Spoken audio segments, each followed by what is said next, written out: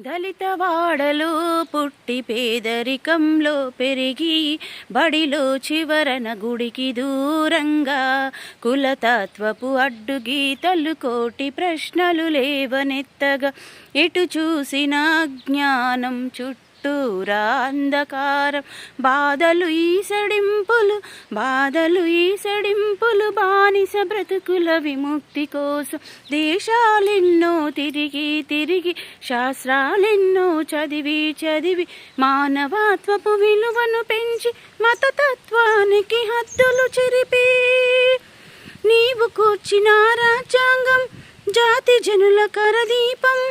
ధీరులకు నిరుపేదలకు బ్రతుకునిచ్చిన అంబేద్కర్ రుణపడ్డది నీకు భారత జాతి